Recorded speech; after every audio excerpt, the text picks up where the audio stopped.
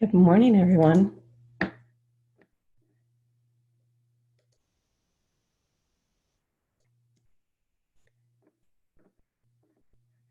Good morning, everyone.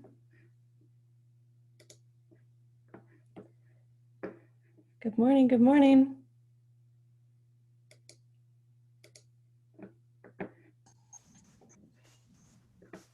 Hello, everyone. Hello. How are you this morning? Happy Monday. Thank you. Hello. Hello.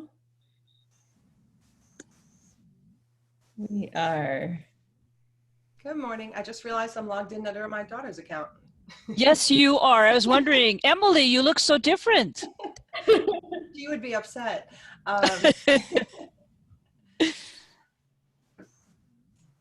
You can actually hover over your picture and the three dots. You can actually change your name.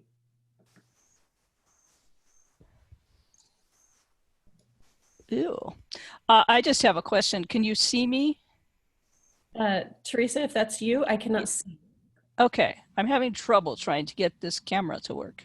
No worries. We're just getting started this morning. It's all good.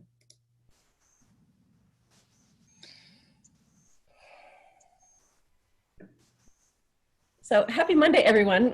I think we got live going here on Facebook, and we've got Melissa here sitting at her new desk. I'm super excited.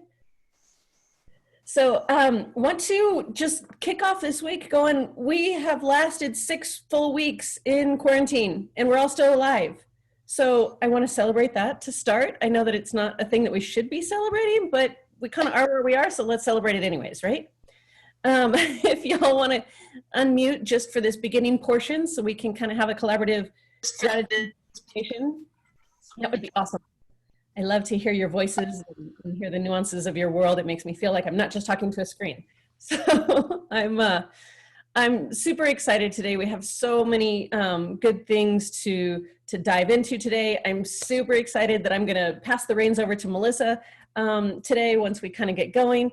But I want to hear from all of you what is going really well in your life right now, despite the fact that we're still quarantined from each other. You know, what is working? What are you grateful for that's working in your life right now? David, do you want to start for us?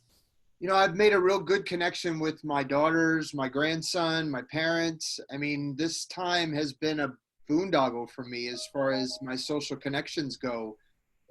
They haven't diminished. I mean, they've increased across the country. I've always been, up until this point, I've been a digital immigrant, you know, and I'm really starting to embrace the tool that we have that's always been there, but I've always been reluctant. At some point, I could isolate or I could reach out, and it's amazing. Even my 79-year-old mom is on board, you know what I mean? She's figuring it out. I mean, she hasn't been necessarily happy about it, go mom. But yeah, it's been wonderful to interact with people like you that I wouldn't normally do. You know, you'd have to go to a conference or travel somewhere or whatever. And I can do this, you know, run over and get some tea if I need something. And I've really enjoyed this venue because it doesn't require me to be. It requires me to listen and interact in a way that's comfortable for me and for the other people that I'm with. So that's been positive. I love it. Love it. Love it. All good stuff. Dirk, do you want to share? Yes, being quarantined has got both was a sort of beneficial for me in one way, but also sort of stressing and trying to sort other things out that comes with it. Let me put the first one in. As David says, you know, this medium has been involved with this medium now has enlarged really a lot of my my understanding and also my listening. Also in terms of being exposed to a number of people through this, also been involved specifically with the Entrepreneurs Institute and the work of Roger Hamilton. So really it was great knowing and great learning and awareness creation and so on. So that's the good part of it. And I'm very glad that I had more time to actually get into this. The other side of it though, is that also I had to be very careful in terms of my relationships. because I sort of got myself so much involved that I certainly picked up from dear ones close to me saying, hang on, we are still here too. Okay. So has become, and I realized that I decided, like on Saturday and Sunday, I'm not going to touch any computer. I'm not going to see anyone. I'm going to be with my wife and my family. And that was great too. We did some beautiful things together, and we have to be very careful. Don't get sucked into this, but also have a balance. Absolutely. And that basically was a great learning for me. Love it. Love it. Thank Christiana, I'm super excited to see your beautiful face. You want to share your gratitude of what's going on in your world right now? I'm going to unmute you. Sure. So I probably the thing I'm most grateful right now is that I went back to school for 3 weeks after I had my baby. And since then, I've got to be at home with my babies. So I only had to go back to school for 3 weeks. I was really worried because with my last little girl, I only had to go back for 2 days. And so I was really worried that I was going to go back and like miss being at home. But I have this blessing now that I get to be at home with them. And while it's sometimes a challenge juggling that and working, I get to be home. So I have to be grateful for that. Oh, I love it. Love it. Love it. All good stuff. Tammy, what about you? Hey, everyone. For me, what I've loved about all of this is that I've been teaching, and then I've been having my other foot in trying to get my passion projects and my real passionate about, reimagining education up off the ground. And now I've been able to dedicate all that time. So I feel like what's happened in the last 2 months would have taken me a full year to make the connections and build the relationships and reach out and really learn the learning curve about the things I'm doing with technology too, because it's not my genius. It's not my strength. And I'm starting to develop real incredible deep-rooted connections with people that are really in align with my niche and my purpose and my passion. Whereas before it was kind of, right? I was kind of there with them, but then this is really honed in. So I've just been in such gratitude to have all of you guys, because I'd have to say, this is probably the strongest niche and alignment to my soul's purpose and calling group out of all the groups, but they've all been high vibration, positive impact, and really leveraging each other's geniuses and getting really comfortable on these kind of Zoom calls and leading them myself. So that's really been great. Love it. Love it. And Cassie, you were able to join us this week. Yay. I'm excited to see you. I'm going to turn you off of mute so we can hear what good stuff's going on in your world. I've been doing a lot of remodeling and organizing, so that's been fun. It keeps me busy. Right? So I guess I'm grateful that I'm able to do that, because I know that's not everybody's story right now. So I'm grateful that I have that opportunity. I don't take it for granted. Love it. Love it. Linda, what about you? Well, first, I'm so happy to see Christiana and Cassie and Dirk. Welcome back. And Tammy, your hair and makeup look spectacular. You look fantastic. I'm grateful this week I actually had the opportunity to serve a former student of mine. His family is a caterer, and they were serving 3,000 meals. And myself, David, my daughter, a couple of other former students and friends actually went to help out. And it was really nice being in the community, because I haven't. It's just been my little close-knit, quarantine. And even though it was my quarantine still together, but it was really nice to have the opportunity to serve. It was a really feel-good day. It was fantastic. Oh, that's awesome. Love it. Love it. Audra. Oh yeah, I think I'm really grateful for the fact that we've been in this long enough that they're starting to we're into that zone of data where people are starting to do research on what we're doing and like real time, like what we're experiencing. And because I'm a speech and communications person, this is like right up my alley. It's like, it's all about connections and moments that we take for granted. And I will tell you that I don't want the idea that the world is different from now on completely 100% makes me kind of go, well, wait a minute, this is stuff we've needed to be doing for the longest time, and now we're finally addressing it. Doesn't mean that it's going to be different forever. Sadly, sometimes we slide back into things, comfort zones, right? But the kind of empirical data that is occurring right now is just right up my alley. So I don't think we needed this to make it happen, but it's nice to have it. Right. Definite silver lining in all of this. I would so agree with you that there's a lot of grief and sorrow and sadness with this, but there's also this other side that is full of promise and hope and brilliance and connection and love. So it's all about what are you going to focus on in order to amplify. And if more of us can focus on that positive side, the more we can amplify that and really track and see what is working during this time and how can we make that a new normal. So all good stuff. Nell, what's your gratitude today? I'm going to be at my beach house in 3 days. That's my gratitude. I can't stop thinking about it. I'm serious. I'm super fortunate that I have the ability to do what I love. And I have 2 homes, a home in Las Vegas and a home on the beach in Southern California. And so I've worked really, really hard to create this life intentionally. And I'm very fortunate that I get to wake up and look out my window and there's the ocean in 4 days. So that's what I'm grateful for. That's awesome. Yeah, I'm just super grateful that, and this is going to be kind of an odd one for me to share, but my 18-year-old is really stepping up when it comes to doing chores around the house without drama and drama. This has been like 18 years coming. And it's like, finally, he's like, I feel like I just need to help out, Mom. I'm like, yeah. So I'm like, yay, we're getting there. We're getting there. We're growing humans, you know, and it's progress, not perfection. So I'm super grateful that he and I were cleaning the kitchen last night, and the night before he did it all on his own. And yeah, it's all good stuff.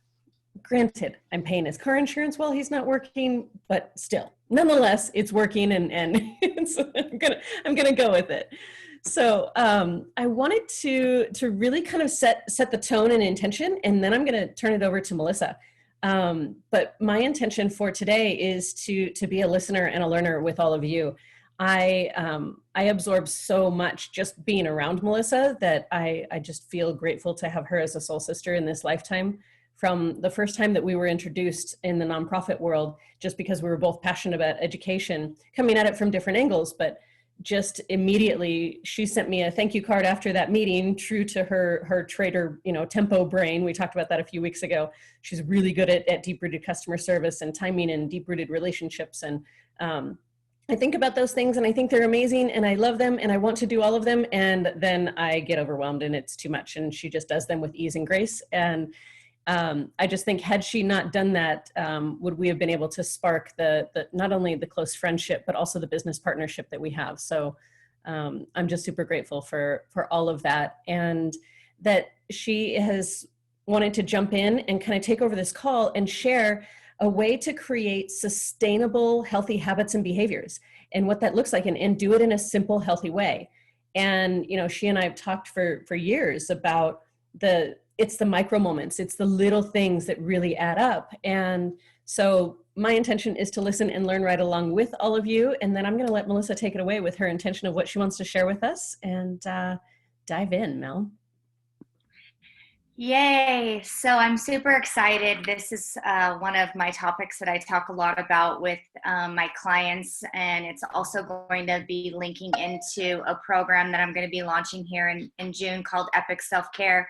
And when Sandy said, I want to talk about this in reference to sustainable long-term, you know, healthy habits and behaviors, I thought about what perfect time could it be with everything happening around the world with us, that you may experienced a different norm for you going forward when the world comes open.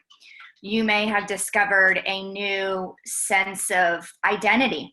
And how you want to show up every day from the world kind of changing pace. And so today we're going to talk a lot about how do you create a long-term sustainable healthy habit. And I invite you, if you don't have a pen and paper, I invite you to get a pen and paper, because I am going to cue you with a couple of questions that I'm going to give you a couple of minutes to answer and dive into. But let me start by asking, I'm just going to call off 2 people I would love to know this answer. And Tammy, let's start with you. The question I have for you is, when it comes to your identity around health and wellness, where would you say, if you were to pick one thing, what would you say your identity is when it comes to health and wellness? And it doesn't have to be health and wellness. We're just talking about that because I think it's really important, obviously, you know, for all of us to invoke right now. What would you say your identity is when it comes around health and wellness? I think being a spiritual being, to be honest, like my divinity. Because my divinity is connected to me wanting to be my healthiest. Okay. Because I will have so much purpose and passion built into my big why, that I want to be the healthiest mind, the healthiest body, and have the most beautiful heart to do my passion projects and do my passion work in the world. Love it. And I'm going to take it a next step further. When your divinity is at play, and you'll hear me use this a lot, when your divinity is at play, what is the core desired feeling that you feel when it's actually in play? What is the feeling that you get within inside yourself? Lightness. Lightness. Okay, great. And so let's go ahead and have you write divinity is your identity down, and the core desired feeling that she gets when that's at play is she feels an overwhelming sense of feeling light within herself. The next step further is, what are 1 to 2 behaviors / habits that you do that evoke that divinity and feeling of lightness? What do you do? What do you do? It's creativity. It's for me, for example, it's like picking up a stone or a rock and thinking of 100 ways that I could use that rock. Okay. Rock, or a painted rock, or a rock garden, or hopscotch, and it takes me into my play world, and it takes me into a place where I forget everything, and it just allows me to go into the one place of play and creativity. I love it. So you guys, this is a great example of what we're going to all dive into today. So when you're in that, Tammy, what I hear is you're in what's actually called state of flow. And so another word for that is creativity. So creativity, when Tammy is in some form of creativity, and her example of her habit is picking up a rock, or maybe painting a rock, or creating a rock garden, when she's doing that behavior / habit, flow, which automatically evokes that sense of divinity and feeling lighter within yourself. Is that accurate? Absolutely. Awesome. Okay. So because she knows that, and she's practiced that, and I would assume, and I don't want to make an assumption, it sounds like you're aware enough that you do that often because you know yourself well enough, and that's important to you. Is that accurate? Well, yeah, and because I do that within my work at school with the children, I get to play, and I'm always learning from them how to be more in my divinity and in play and in creativity, so I can be the better teacher I can be, right? So it's practice, and I get to do it daily, and I've aligned myself deliberately to be in that subject area and part of my life. And the other part I love is magic. Like, I love fantasy and just the world of, you know, Disney and just imagination. And that's what I loved about Rudolf Steiner, is just he come into play and form. So I'm always going back to that in everything I do, even just with my friends and family. I love it. So the reason why this is so pivotal and so important that we are going to dive in today and talk about this is because when you fill your cup up first, and I use the terminology pay yourself first, or fill your love cup first, your ability to go out and be of service to the people that you serve on a daily basis will become easy and effortlessly, because you are taking the time and the space to acknowledge who you want to be, what you do in the behavior, and you take that time and do that. Now, some of us are not necessarily good at that, right?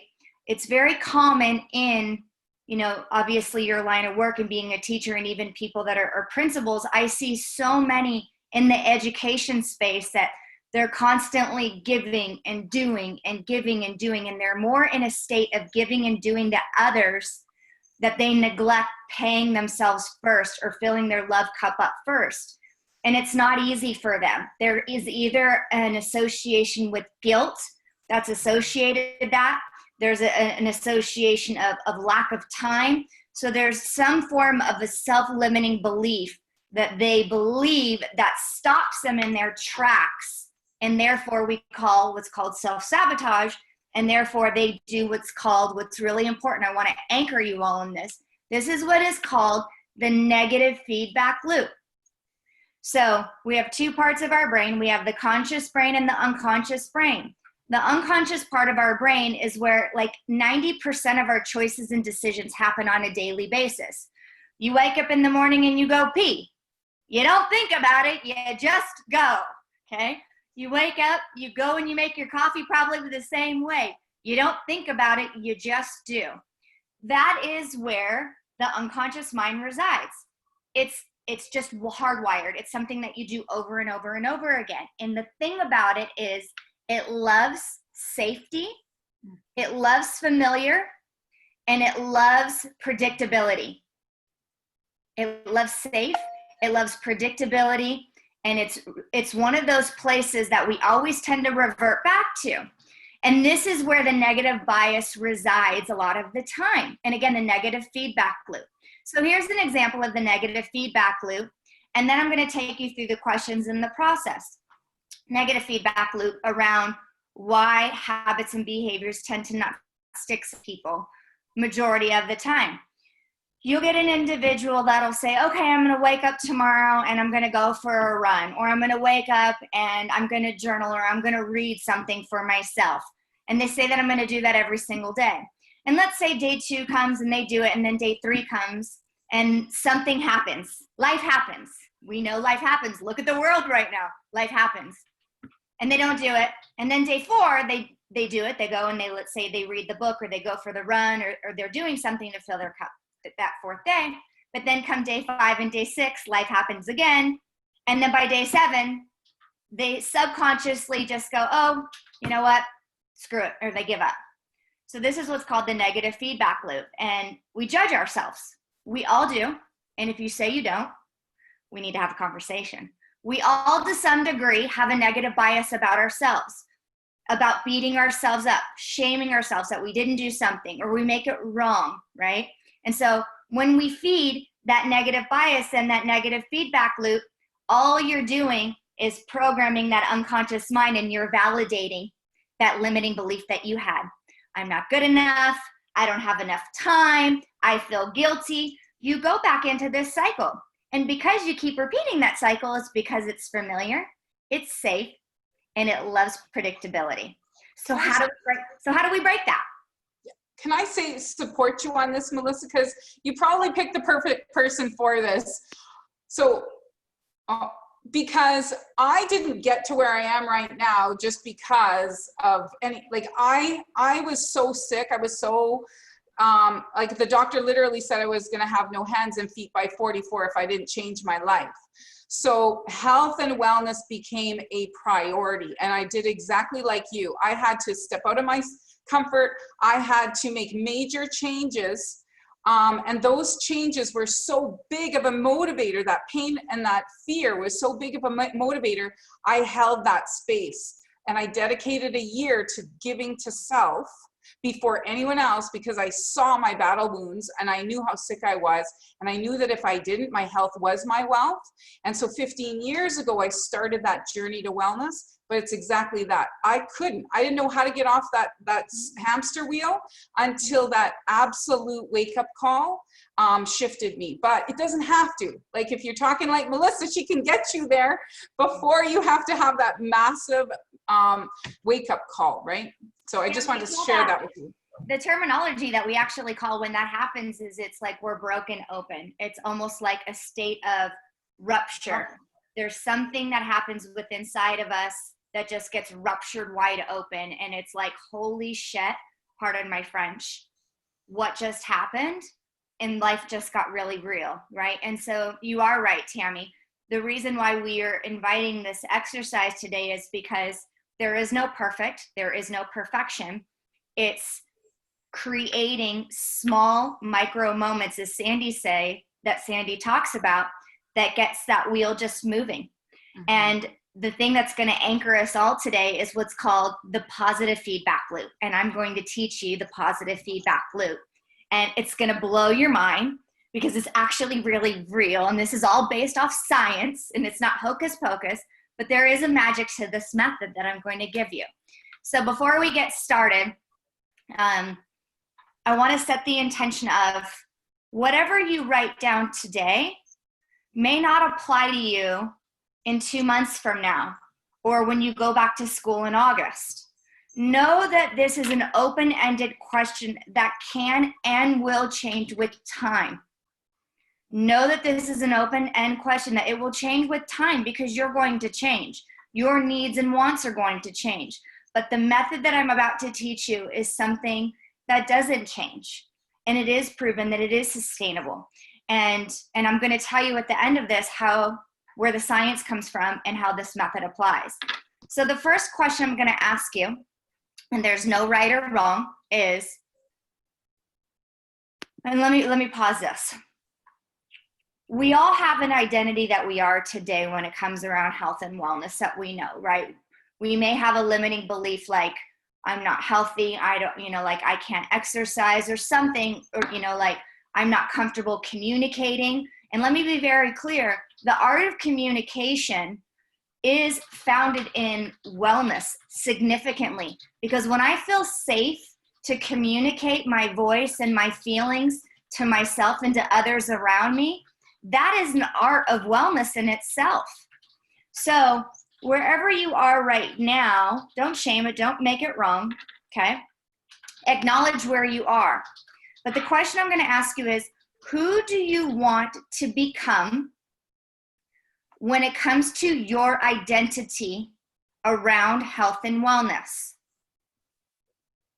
What type of person do you want to be? And I invite you to free flow write. And then the next question, we're going to go back to that. So I'm going to give you about 2 minutes. Who do you want to be or become when it comes to your identity around health and wellness? And what type of person do you want to be?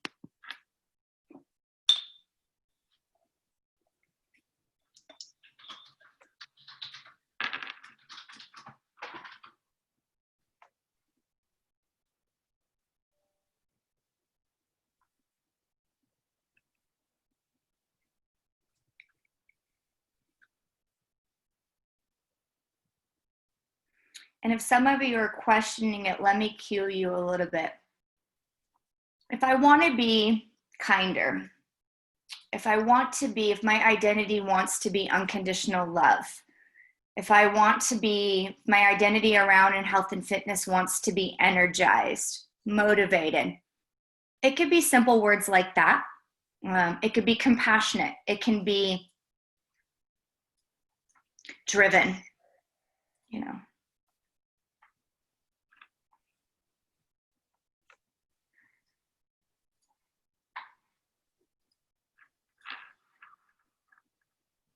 Get that creative mind flowing this morning. Get that think tank on. 1 more minute, guys.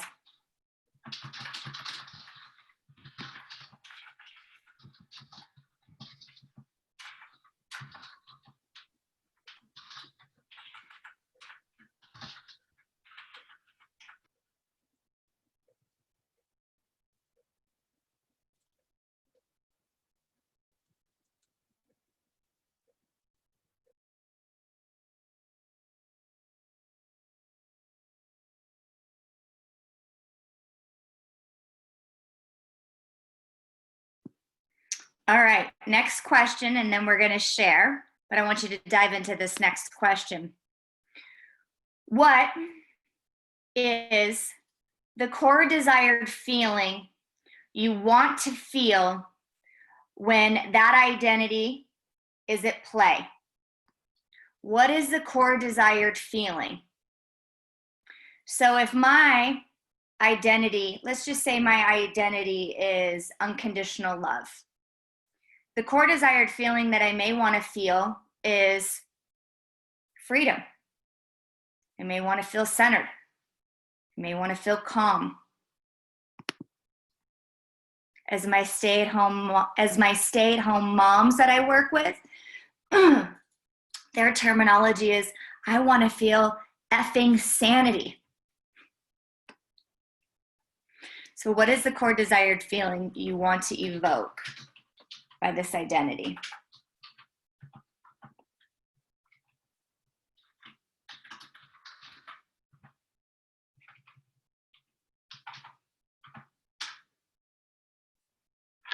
And you can write multiple, doesn't matter. We're going to narrow it down to one, but you can write multiple for sure. Okay. Next question I have for you is, and we're going to pick 3. We're going to write 3 down.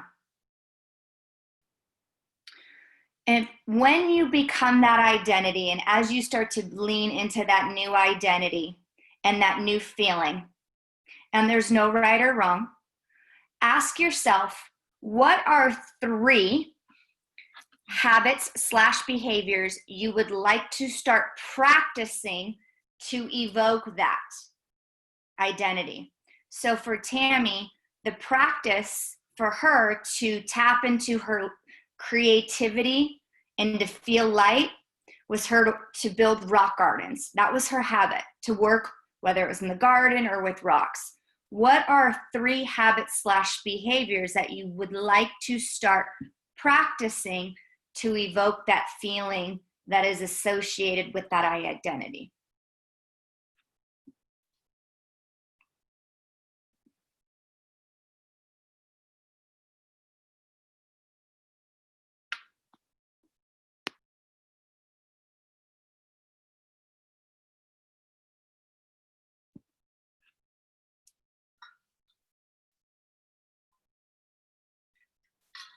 And make sure you write 3 down, because we're going to do a fun exercise with that.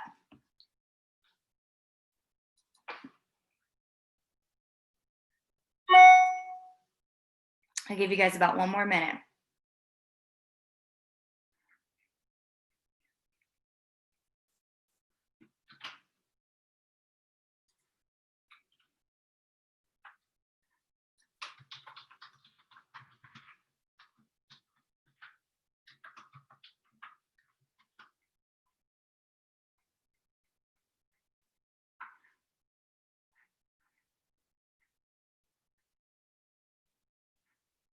David's stretching it out. He needs to get his morning exercise on. He's like, stretch it out, you.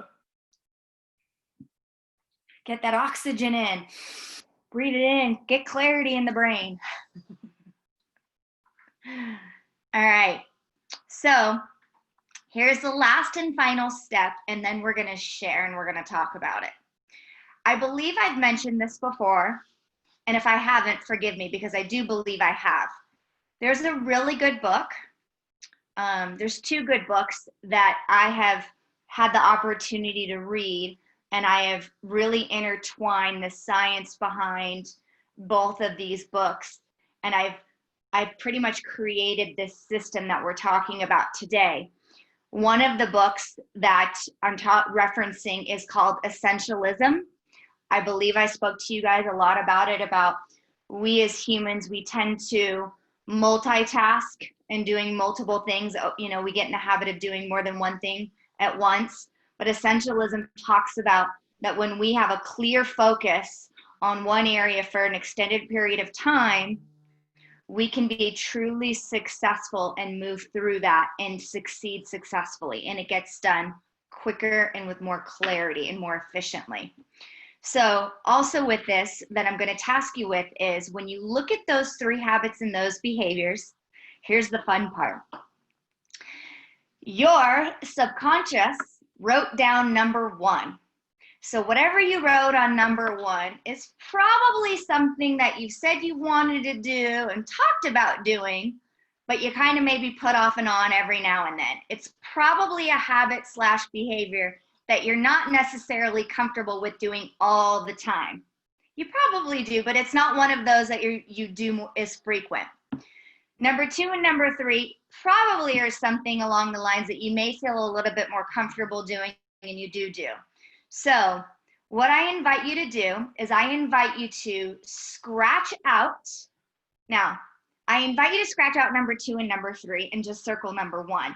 But I'm going to give you the permission today to cross off 2 of those and only circle 1 that you want to start practicing.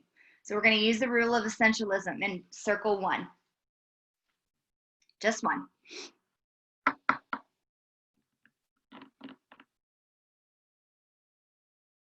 And I'm going to ask my beloved Sandy to share, because don't we all want to know what Sandy wrote? Come on now, let's start with Sandy. Go for it. All right, so the 3 habits that I want to practice we're running every day for 30 minutes, yoga every day for 30 minutes, and healthy food prep every week. And these are 3 things that I have not gotten a handle on doing any type of consistency with at all. It's just I've been all over the map with all of them.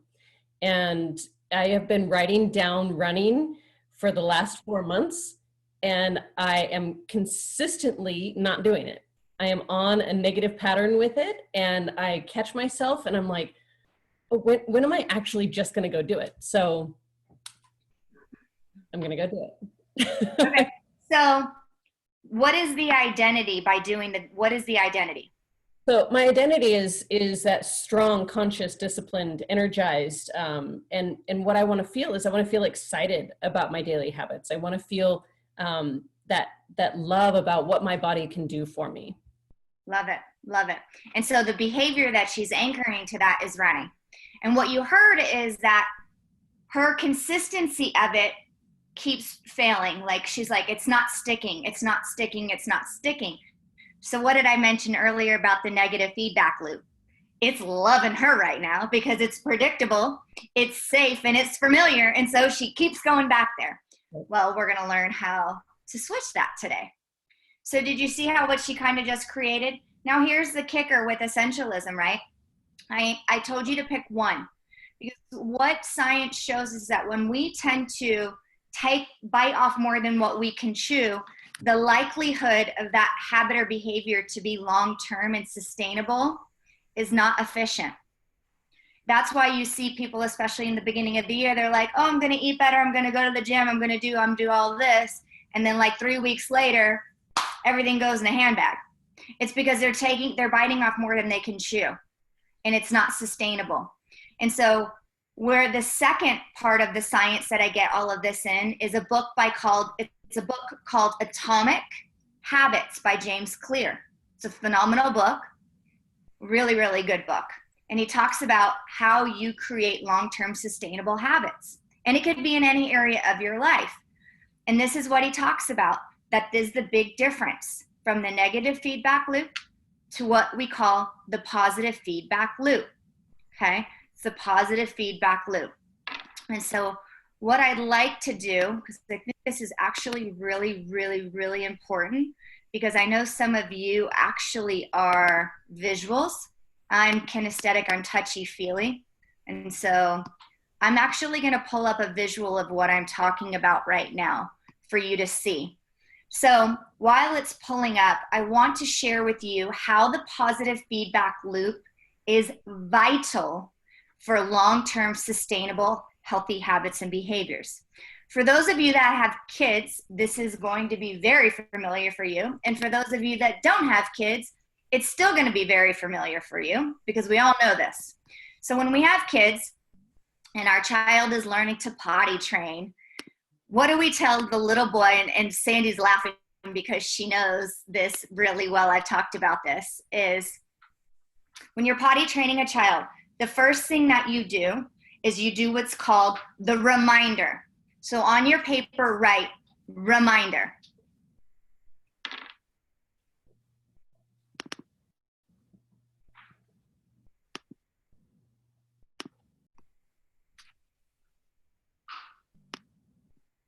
The next thing that you do is you do what's called the routine.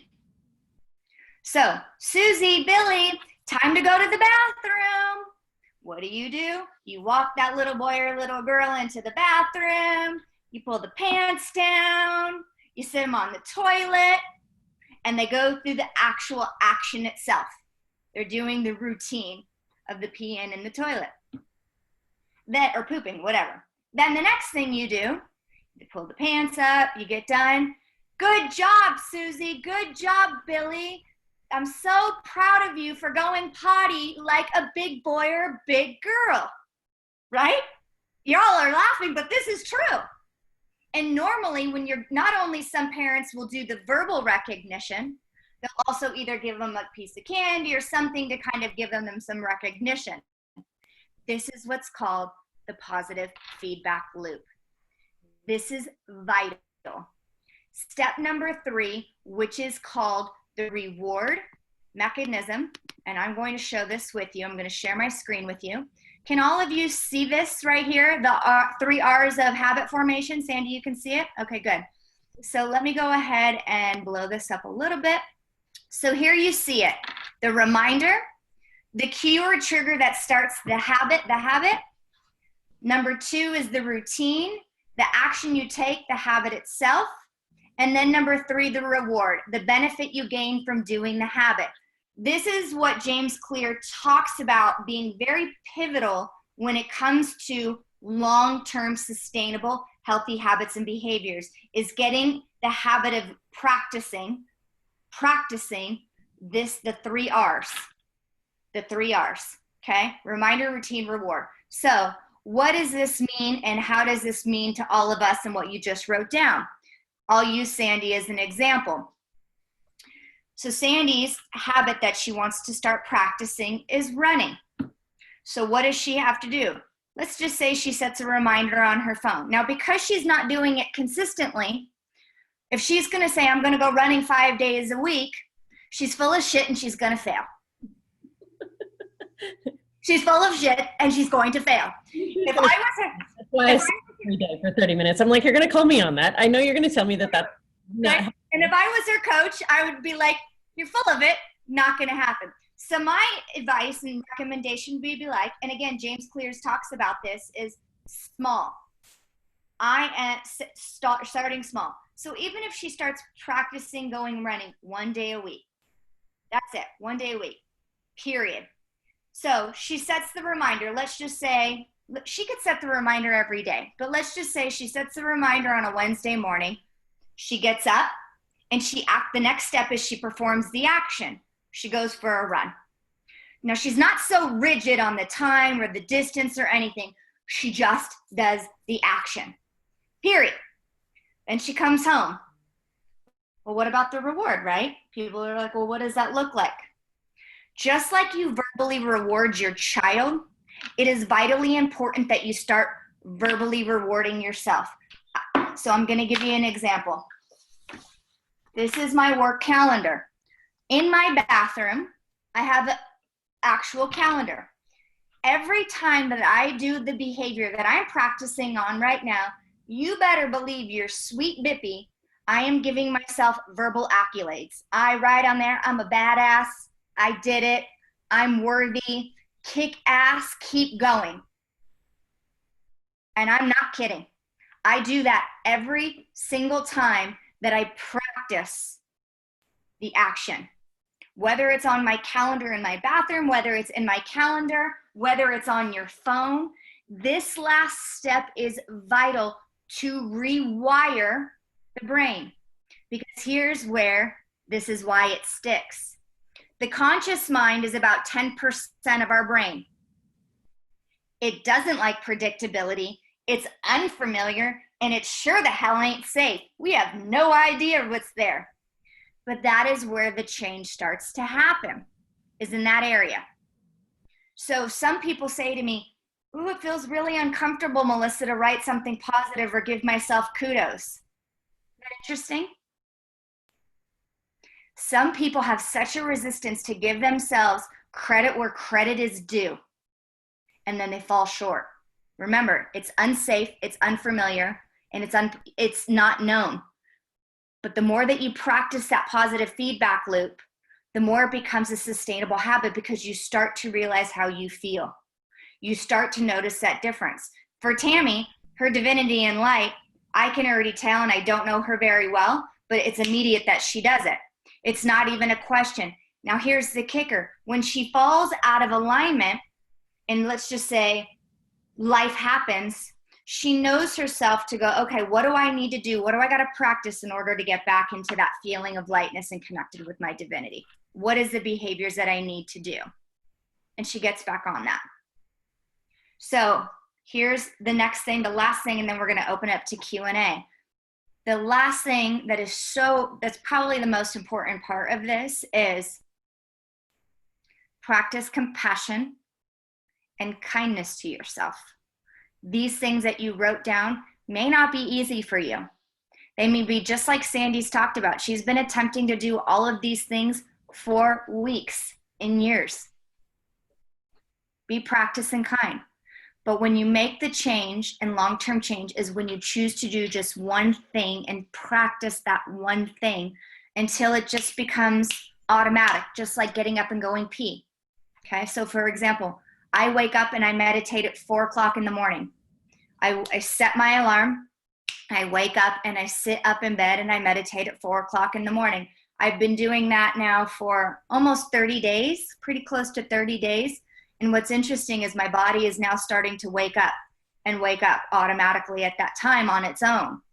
And I enjoy it now. At first I was like, oh my God, this is hell. I don't like it.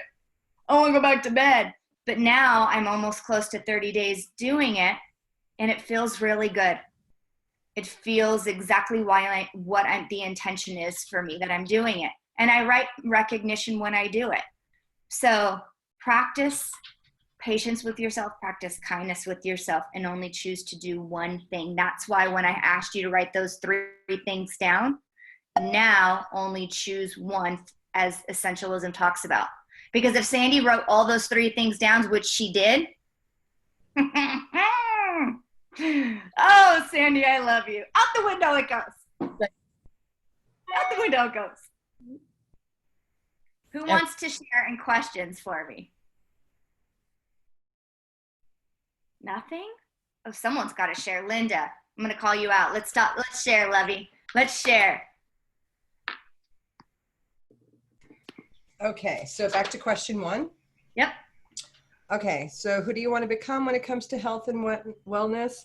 And what type of person do I want to be? I want to be a dynamic person with positive energy, and I want to become the best version of myself, feeling good, open, accepting, patient, and kind, is where I struggle, and able to share. And then I want to be able to be reflective on that. I love it. So what is the behavior / habit that you would like to practice to evoke all of those for you? Like, what is the one thing that you want to commit to yourself to start practicing? To practice patience and listening, active listening. Okay, so let's get a little bit more down to that. So when it's at play, what does that look like for you? So when you say that you want to listen better, how could you be a better listener? How can you acknowledge when it's at play? What are you doing? What does it look like? What do you see yourself doing? Shutting my mouth. Shutting my mouth and actually paying attention, not just waiting for my turn to talk. Love it. Love it. Can I even invite, maybe taking it one step further, of saying, almost having an invitation of when you can share, say, may I share? Yes. So what happens is when you say that, may I share now, you're giving that other person the permission to finish, and the first thing that comes out of your mouth is, may I share? So when you get in that habit of it, you know that that's the practice that you're giving yourself the space for that other individual to communicate. Okay. And when you do that, make sure to reward yourself when you do that. I can't even begin to stress the importance of why that happened. The reward is it probably will be the most uncomfortable part for all of you, was for me. But the more that you get into it and doing it, I love writing on my calendar. I'm like, oh, hell yeah, what am I writing today? And I mean, I go to town on it. And it's not coming from a place of ego. It's coming from a place of like, no, like, I'm doing some really hard shit right now. I'm really doing some uncomfortable things, but I'm really worth it. And I matter. And the life that I'm creating matters too. We've got to give ourselves that permission to do that and give ourselves that permission to honor that within ourselves. Okay? Who else wants to share? I want another one. I will. Go for it. Teresa. The things that I wrote down is to become, I guess, more energized and a little bit stronger, feel more capable. And the who person is to become, I don't know how to put this other than bad grammar, but to be better well. Okay, because I struggle, and it's a difficult struggle, as I struggle with type 2 diabetes. And it's gotten to the points where I'm not only on a pump, but I'm also on another machine piece that attaches to me that checks my glucose every 5 minutes. And I have a lot of these highs instead of normals. And some of that is, I think one of the things I realized was lack of exercise or the lack of walking. And I think that's the one, the lack of just calming myself. And so it's kind of two ways. One is to get up and walk, take that half hour to an hour walk that I used to do. The other piece to that is, so that I don't feel so overwhelmed by all of it, is going back to my roots of writing music. And so those are the two things that I'm kind of thinking of. And I think those are the habits that I would like to get started back to. I love it. That's beautiful. Thank you so much for sharing, Teresa. And I invite you that if neither one of those are at play right now, like if her walking and the music piece are not at play, and when I say at play, it means doing the actual act itself, this is where we have to practice compassion and kindness to ourselves of saying, hey, I'm going to practice this one day a week, like I just told Sandy, or I'm, like, give yourself that grace. You can't go from 0 to 7 days a week automatically. It's just not going to happen, and it's not sustainable. And so when you want to practice that, just start off by doing small. And again, James Clears talks about that. The small micro moments in those is what long-term sustainable habits are that become over time. And Teresa, just when you do that, I would invite you, again, put a calendar and put it in somewhere eyes view that you do that, and write in a Sharpie, like, I went for a walk. I feel great. I wrote my music today. I'm so proud of myself. The more that you do that and you give yourself that reward, just like we do with our children, the likely that behavior is going to stick versus going back into the shaming and the negative feedback loop. Okay. Thank you. You're welcome. Any other questions before I turn it over to our boss lady, Miss Sandy? Did this help? Yeah, good. And I would invite you to, before I give it over to Sandy, when you pay yourself first and fill your love cup up first every day, right now the world is very different than it was before. And like I said, this question that I gave you may be different in August or September when school comes back in. But I invite you to self-reflect on, how has this time felt? How has this time felt? Have I felt more peaceful? Have I felt more happy? Have I been more creative? Have I been more creative? Have I, had spent more time with my partner, my lover, or my intimacy? Am I listening more? Those are all micro cues to what your inner soul, your inner spirit, your heart has been telling you all along. The universe the world just gave us a big chunk of time for us to ask that question, what really matters? That's the magic. Love it. Thank you. Thank you, my dear. Isn't she amazeballs? We love you. Right?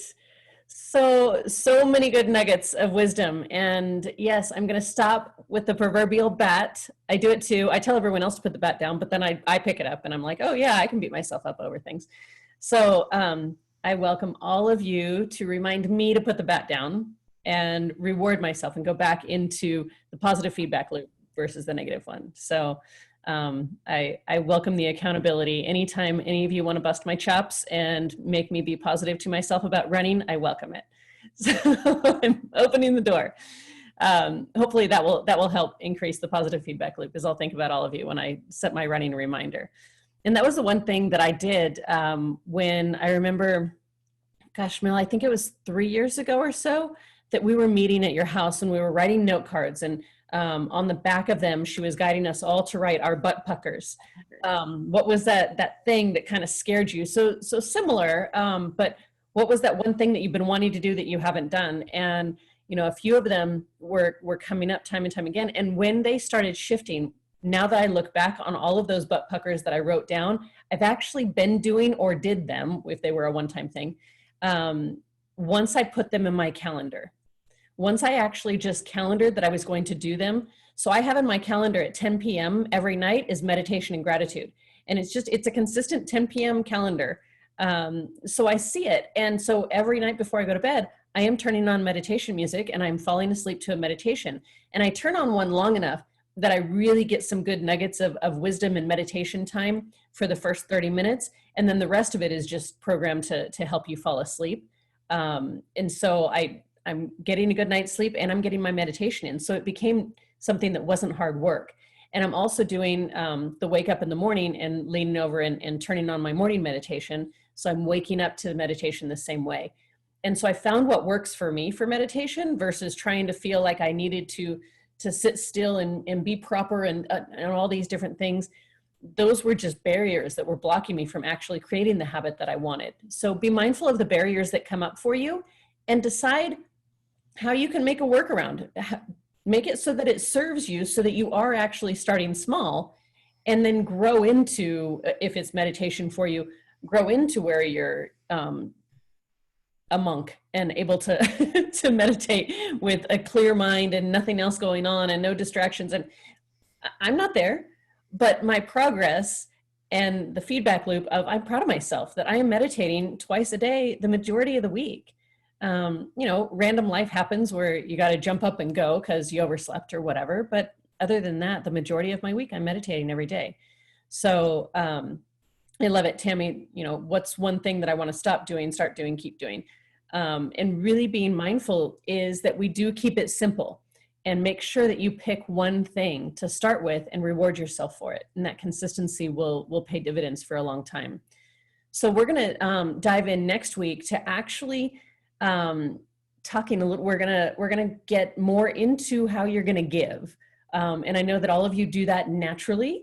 So we're gonna talk about how you want to live. How do you want your life to be? If you could design it in any way, shape, or form and had nothing to do with whether you're in a physical building or not, but truly how you want to live and how you want to give your gifts to the world. So that's what we're gonna dive into next week. Kind of coming a little bit out of self-care and looking inward and start looking at what is our mark going to be on this world and tapping back into your values and your why. And so we've been going through these Magnificent Mondays, and I know, Linda, you sent me an email and I apologize for not getting back to you on it. You were kind of asking where we're going with all of this. And where we're going with all of this is we're actually going through a curriculum that I've designed with Melissa's help that really takes educators from classroom teacher or educator mindset of how you were all trained and into a more entrepreneurial mindset. Because as an edupreneur, that can serve you whether you're in a classroom or you create your own business. So we've designed a 12-module program. We're turning it into a year-long opportunity that you'll be able to go through the deep dive of this course and really learn how to become an edupreneur. And again, whatever that looks like for you, we're going to be giving you some of those tools and skills and strategies along the way with these Magnificent Mondays. And we plan on continuing these. And so invite whoever you want to join us along the journey. But it's really about helping you live the life that you desire to make the impact and the income that you want to make. And that's really what we're hoping to guide you through. Mel, go ahead. Yeah, and if I can just chime in. So if you think about it, right? So when we know our values, and we talk a lot about values, we've started off with identifying our core values. We've talked about like taking care of ourselves, making sure that we're paying ourselves, really rooting in our why and why we wake up every morning. How do I nourish myself? How do I take care of myself? How do I put practices in place to fill those cups? How do I associate those things with my core values? What Sandy's also talking about is, as we start to learn more about self, how can we be of service to the world on a whole nother level that opens the opportunity for financial abundance as well too. So I'll use me as an example. When I knew 12 years ago that yes, I had this background of education and nutrition and all of these pieces underneath my bucket, I knew that I wanted to help the world on a larger level. I knew that I wanted to give. I knew that I wanted to be of service. And this is where Sandy and I met, was in the nonprofit sector. I started volunteering for a nonprofit for 2 years. I knew nothing about the nonprofit, but it was rooted in health and wellness. It was all around school gardens, nutrition education. I knew nothing, but I stepped up to the plate and I just got involved. I started volunteering. Little did I know, 2 years into that volunteering and being curious about it, I started to run a nonprofit here in Las Vegas for almost 8 years. And I made money doing it. And it got national recognition. And I'm not kidding you, I had no idea what the heck I was doing, how to do it. But here's what I knew. I had skills, I had a passion, I knew my values, I knew my why, I knew how to ask for help. And that opened up the floodgates for that second level of financial abundance outside of my regular job that I had. So that's where this course is going to take you all. Whether you choose to want to do it or not, we just want to pave the way of an opportunity for you that outside of education, could there be something else that you can take your core values and really dive into and create, you know, a potential side career or additional, you know, financial abundance for you? Because her and I have done this, and we're grateful to share it with you. Yeah, absolutely. And we're going to continue to share on these Magnificent Mondays. And again, we're also creating the whole video course that's going to have coaching attached to it. That's going to be more intensive, where there's going to be accountability and a lot of pieces that go into it. So super excited. That's probably going to be launching mid-June, because I've got all the 12 modules to record the videos for. And so I'm working on all of that for you in the background. We're going to be launching the brand new Educator Dynamics website that will have more free content for you on there. That is hopefully launching in 2 weeks. I need to get my act together on content. If anyone is a good writer and wants to help with content, I welcome any input with that.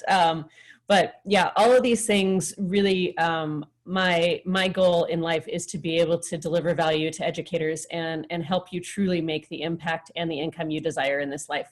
No matter where that is, whether it's in a current school system or outside of it, or, you know, giving your gifts to the world in some way. I want to be here to support you and serve you. So, and I'm super excited that I have Melissa on my team to help ground a lot of my creative stuff so she can put it in time. Oh, Teresa, that would be amazing. Feel free to send me an email or a direct message and let's connect. I would so love the help. Yeah, love it.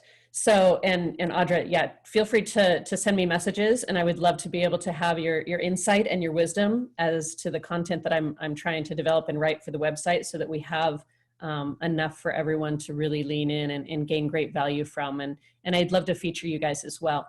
The other thing that we're going to start doing, if you're not already on our newsletter list, we are going to start spotlighting different educators and the brilliance that they're doing in the world. So that's going to start next week. So I'm super excited to see you guys. I want to be respectful of your time. We've run a little bit over today, but I am so grateful to all of you that jump on live and participate in our calls via Zoom. Love feeling your love and just your passion every Monday morning really gets my week started off in the right way. And I love seeing sweet baby faces. So Christiana, please keep joining us. And I don't mean your face. That was, I'm talking about your child. Paying attention so quickly. So cute. Oh, right. It's absolutely amazing. So I wish you all a fantastic week, and we will see you next Monday. And feel free to invite anyone else you think could benefit from joining our community. We'd love to have you. Thanks so much, everyone. Have a beautiful week. Bye, guys. Bye-bye.